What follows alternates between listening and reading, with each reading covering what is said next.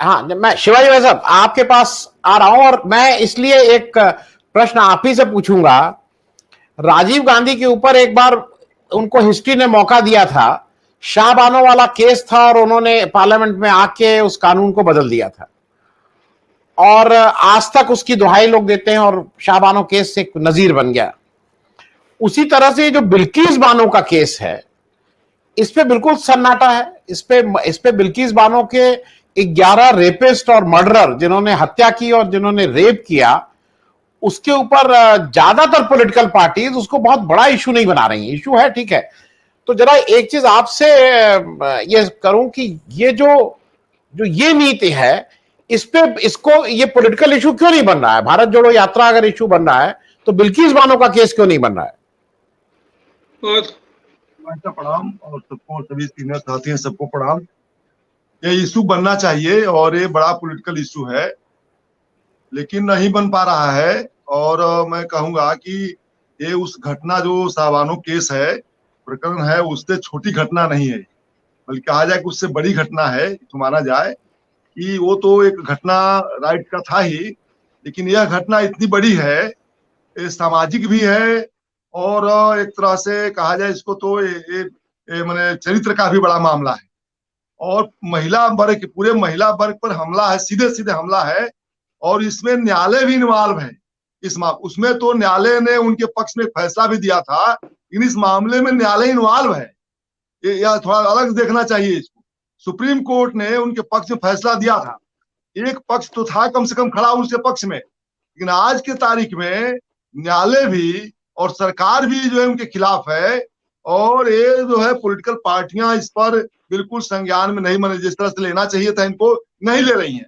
ये कमजोरी है, अब जहां से कमजोरी, लेकिन निश्चित रूप से समझ आ रहा है कि वो सबके अंदर एक डर है, कहीं मास जो बड़ा मास है हिंदू नाराज ना हो जाए। एक कोर्ट का सवाल है, लेकिन इससे भारत जोड़ो यात्रा को थोड़ा इससे अलग हट के देखना चाहिए हम लोगों को कि अगर जो हम भारत जोड़ो यात्रा आरएसएस का हमला बोल रही है, और आरएसएस का मामला गांधी जी से जुड़ा हुआ है और नेहरू जी से जुड़ा हुआ है। गांधी जी को तो स्वीकार कर रहे हैं आज की तारीख में भी, हत्या करने के बाद भी स्वीकार कर रहे हैं आरएसएस के लोग, हिंदू महासभा के लोग, माने चाहे बहाना जो भी हो, चाहे वो पॉलिटिकल बहाना जो भी हो, लेकिन नेहरू को अभी तक स्वीकार नहीं कर रहे हैं। इससे देखा जाना चाहिए कि आरएसएस नेहरू को ज्यादा गंभीरता से ले रही है और आरएसएस हिंदू महासभा भी, और ये उससे और नेहरू खिलाफ ज्यादा भड़काव वाला मामला है।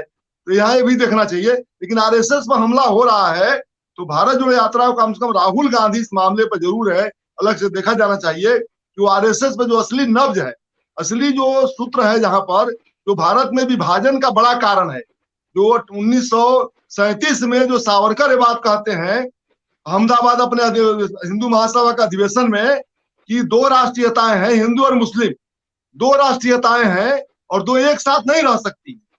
इस विभाजन के जो जो वाली बात है, और ये जो विभाजनकारी ताकत है, अगर जो राहुल गांधी सीधे हमला बोल रहे हैं और कम्युनिस्ट पार्टियां बोलती ही हैं, बाकी और वो हमला सीधे आरएसएस बोलने की स्थिति में नहीं है, चाहे वो ममता हो या मायावती हो या अखिलेश हो या तमाम जो ओरिजिनल पार्टियां हैं, तो नहीं बोल रहे हैं। और निश्चित रूप से मैं कहूंगा कि ये पूरी जो ताकत भारत जोड़ो यात्रा की है, इसको अलग तरह से समझना चाहिए, केवल वोट की दृष्टि नहीं समझना चाहिए। हमला जरूर कहीं ना कहीं है, जिसकी वजह से अभी पहले चर्चा हो रही थी कि मोहन नागपुर तो पहली बार मदरसा में गया है और जो है मदरसा में और मस्जिद में गया है। और हसबोले को जो राष्ट्रीय महासचिव है आरएसएस के महासचिव, जो बोल रहे कि महंगाई और बेरोजगारी दानवी रूप लिया हुआ है, मुंह बाय खड़ा है, तो उनको 8 साल में नहीं दिखाई दे रहा था क्या? दिखाई दे रहा था और उनको भी मालूम था, लेकिन अभी तक वो समझ रहे थे कि जो विपक्ष है वो सड़क पर नहीं उतरेगा, महंगाई इशू नहीं बनेगा, हिंदू मुस्लिम करके हम इसको ले लेंगे। इससे पूरे किसान आंदोलन में, मैं बताऊं आपको, किसान आंदोलन में जो बीजेपी आरएसएस की जो प्रैक्टिस रही है आजादी के पहले 1925, अभी किसान प्रोफेसर साहब ने कहा कि 1925 में आरएसएस का स्थापना हुई थी, 1925 से लेकर के और आज तक, और हिंदू महासभा 1920 में स्थापना हुई थी, वो आज तक जो है उनकी जो प्रैक्टिस रही है हिंदुस्तान में, हिंदू मुस्लिम को के मामले को लेकर निपट सकते थे। वो किसान आंदोलन को उसी तरह निपटने की कोशिश किया था उन्होंने, जो 12.5 महीना किसान आंदोलन चला। और दुनिया के इतिहास में पहली बार एक बड़ा कानून जो पास किया इन्होंने, जो काला कानून था, किसानों ने लड़के पास कराया। ये यात्रा जो चल रही है, ये भारत जोड़ो यात्रा, ये बहुत ही बड़ा मामला है और ऐतिहासिक घटना है हिंदुस्तान में। मैंने यात्राएं बहुत हुई, गांधी जी की दांडी यात्रा हुई है, कानून वापस नहीं हुआ था उसमें, नमक का कानून, लेकिन एक बड़ी यात्रा बनी थी, मील का पत्थर बनी। माओ का लॉन्ग मार्च जो है दुनिया में मील का पत्थर बना। और जो है तो 710 में कोरियाई यात्री आया था भारत में, हेचो।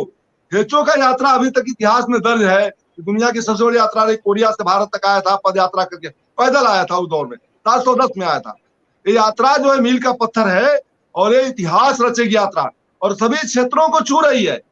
कोई यात्रा एक क्षेत्र को नहीं छूती। यात्राओं का हम लोग का अनुभव है, जब हम लोग किसान आंदोलन में जाते हैं, रहते हैं, तो हम लोग पैदल जब चलते हैं तो पैदल चलने का अनुभव और लोगों के प्रति, लोगों के अंदर जो चलता है पैदल, उसके प्रति जो निष्ठा, सहानुभूति जो पैदा होती है और जो लगाव जो पैदा होता है, वो मैंने अवर्णनीय है। उसका वर्णन जो है शब्दों में नहीं किया जा सकता है कि किसकी भावना किस तरह से उमड़ती है। ये यात्रा जो है, ये आरएसएस को नागपुर को मस्जिद में और मदरसा में जाने के लिए विवश किया है। उनकी रणनीति हो सकती है कि वो इसका समायोजन चाहते हो, समाधान नहीं चाहते हैं, लेकिन चाहते हैं कि किसी तरह से मामले को थोड़ा ढीला किया जाए। लेकिन कारपोरेट का दबाव है, असली देखना चाहिए हमको कि मोदी जिस कारपोरेट के पाले में पड़े हुए खेल रहे हैं, वहां कहीं ना कहीं बाइफरकेशन है थोड़ा सा। वो पीड़ा जो है आरएसएस को भी कर रहा है और निश्चित रूप से वो भारतीय जनता पार्टी के नेताओं को भी पीड़ित कर रहा है, क्योंकि उससे थोड़ा हट करके है कि मोदी अकेले तानाशाह हो चुके हैं, फांसीवादी ताकत के रूप में आ चुके हैं, पूर्ण रूप में आ चुके हैं।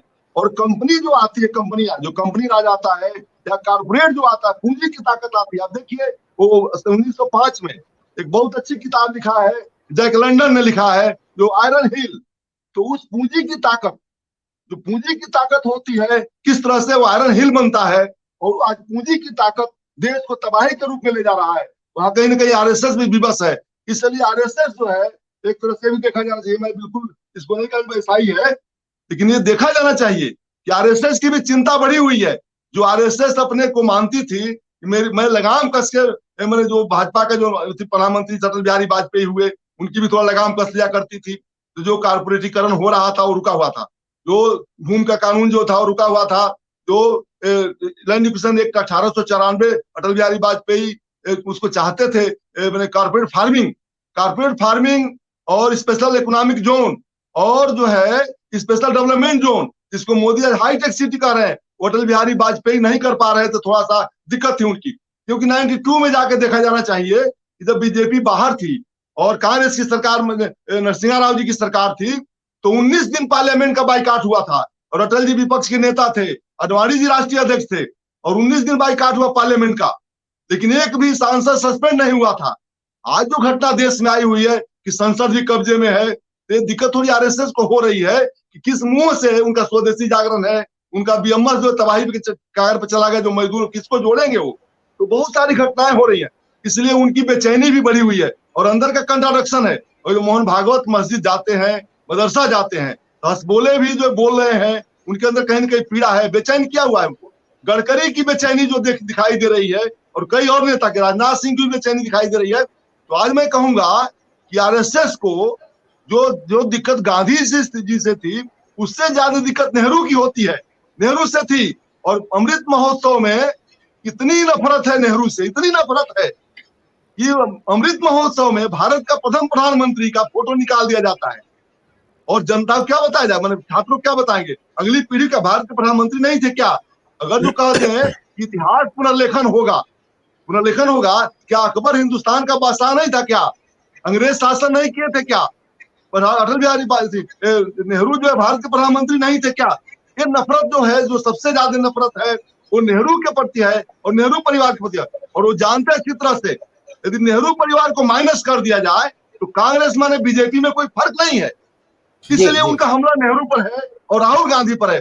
8 वर्षों में जितनी ताकत लगी है राहुल गांधी को पप्पू बनाने में, जितनी ताकत लगी है, उतनी ताकत देश के निर्माण में लग गया होता अगर जो 8 सालों के अंदर, तो देश की हालत बदल गई होती और आरएसएस बीजेपी के प्रति जनता का अवधारणा भी बदल गई होती।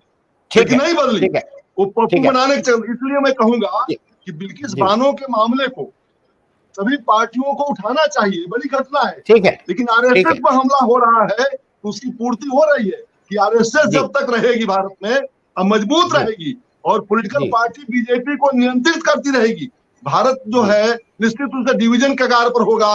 और मैं जो देख ठीक रहा है। हूँ इसमें जो घटना, आरएसएस कमजोर नहीं होती है, बीजेपी ठीक कमजोर है। नहीं होती है, तो भारत डिवीजन होगा, कल्चरली ठीक डिवीजन है। होगा और ठीक है। तमाम तरह से डिवीजन हो जाएगा। मैं इसलिए ठीक इसको है। रोकना जरूरी मैं है। शिवाजी और भारत जोड़ो यात्रा की बड़ी भूमिका है। सबको जी, नमस्कार जी। शिवाजी राय साहब, भाई साहब, जो जो एसएसबी सिंह साहब कह रहे हैं, जरा एक चीज आपसे इसलिए पूछ लूं कि मैं इस पे शबीर अहमद साहब के विचार जान चुका हूं।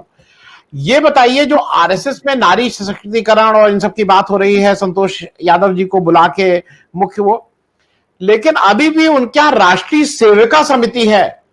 वो क्यों नहीं उसका नाम राष्ट्रीय स्वयं सेविका समिति का? वो स्वयं सेविका नहीं, वो सेविका हैं। और उनको जैसा कहा जाता है कि वो उनका उनके मन में जो जो जैसे वो देखते हैं, वो सेविका के रूप में नारी को देखते हैं। इस पे भी जरा आपकी टिप्पणी चाहूंगा शिवाजी राय साहब। जी भाई साहब, ये जो है ये सारी चीजें उनका बनावटी है। एक तो गोलवर्कर को समझना चाहिए कि वो महिलाओं को मनुष्य नहीं समझते वो लोग, और वो अभी भी गोलवर्कर की ही जो थिंकिंग है उसी पर वो मनुस्मृति की तरह चलना चाहते हैं। अब यहाँ नारी से यहाँ सेविका की बात करते हैं, और वहाँ बनवासी इनका इनका जो बना हुआ है, आदिवासियों के लिए बनवासी बना हुआ है, बनवासी आश्रम। तो उनको जंगली का मतलब सीधे कहा जाए कि वो जंगली हैं, तो उनको वहाँ बनवासी आश्रम उनका बना हुआ है, वो आदिवासी आश्रम नहीं है। उनको मनुष्य तो वहाँ बनवासी, यहाँ नारी सेविका, तो वो तो बिल्कुल तय है कि महिलाओं को अभी भी दोयम दर्जे के नागरिक मानते हैं वो। उनके यहाँ कोई जगह नहीं है, इसमें कहने कोई बात नहीं है। अब भुलावा में नहीं आना चाहिए इनके बहकावे में हमको।